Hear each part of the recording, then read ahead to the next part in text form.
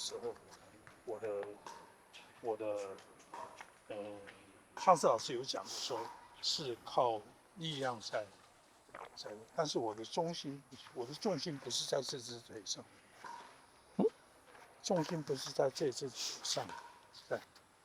你如果是这样站的话，如果我这样站，就跟对啊，跟你的小朋友一样站。对啊，对啊。那如果说我在打拳的时候，我是应该是怎么站？应该是，因为我重心是可以放在外面的。我只跟你讲，原则哈。对。我跟你讲原则，武术里面的如果所有的站，所有的动跟静的那个姿势哈，它都包含武术的功能跟原则，是不是？所以它既然包含了武术的功能跟原则，所以它应该具备什么？我就是要请教，是不是这样子？它应该具备什么？就好像我常常拿军事来做对比嘛，因为他们是一样的。军事的一个碉堡，要建一个碉堡，它常常不会是一个孤立的碉堡，它能够相互联络嘛，所以它形成一个什么？形成一个碉堡的组合，那个就叫做一个结构。它的目的是什么？可以相互支援。我们占任何一个式子，它都是这种东西。它各个部分是相互支援，然后它维持住它的结构，它能够攻，能够守。你达到符合这个条件，你站的就对。听不懂？所以很多，比方讲，你说你这样站，这个脚拿起来这样站，一定要拿起来吗？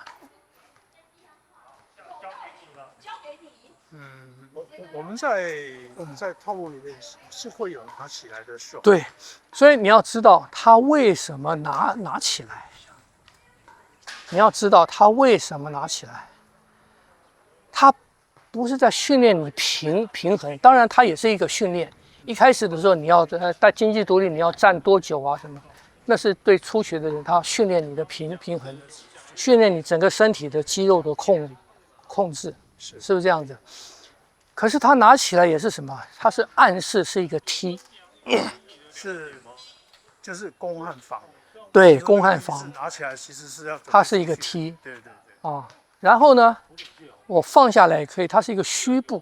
对。因为它的重点是它是一个虚步，我随时可以拿起来。所以你达到这个要领就够了。所以我站在我站虚步和手和脚抬起来，其实我的结构是类似的。当然，你拿起来你需要的身体条件是比较多的，是不是？虚步的时候，我至少这个还可以。对。那拿起来的时候，那你不要拿那么高啊，你离开地1公分，行吗？但是拿1公分和拿5公分。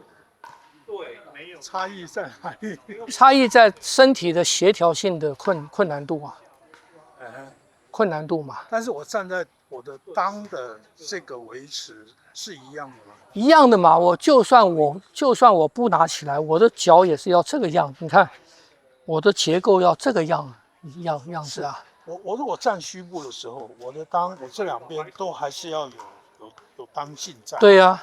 对啊，我拿起来的时候，我这个裆劲在哪里？还是要在啊，还是在。你是用这个，你看，你是用这个拿起来啊，你是用这个拿起来啊，你不是放掉以后拿起来。我就算是整个抬起来，你看哈，我就算整个抬起来，我这边还是没有掉啊，我这边还是一样啊。一样啊，所以我们练当今就是要练这个。当然是一样嘛。所以你的结构对的话，不管你是放下还是提离开1公分、3公分，还是你整个提起来，你那个结构都在，都对，它就对啊。这样不懂？所以我说，以你自己为标准，你只要符合这个了，以你自己为标准。因为什么？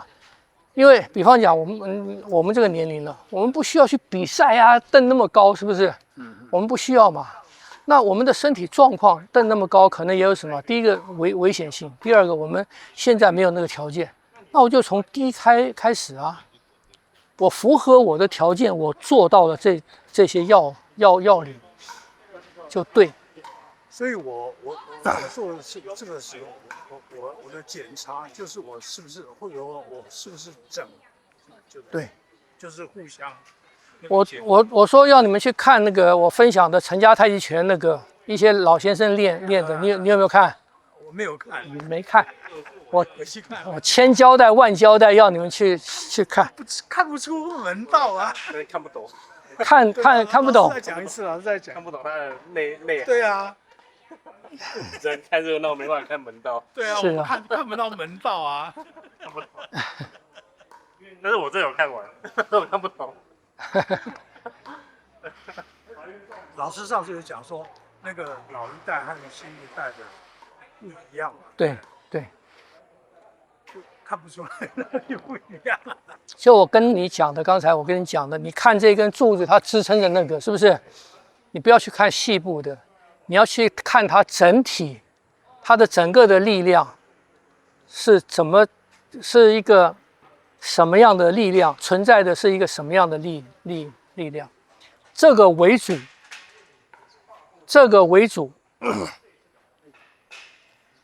老人家练的，他虽然年纪大了，他的腿踢不起来，是不是这样子？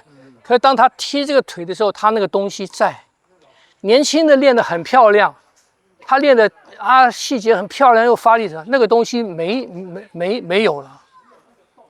你们去看，所以我说要去看那些看不到的东西，他练出来，它形成的一个力量的形态。而不是细部，你们现在在问的东西啊，都是那种细部的操作方法。对啊。那个不对的，所以那是本末倒置。看它整体力的流转。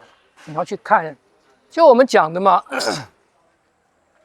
我来跟他们讲一下好了。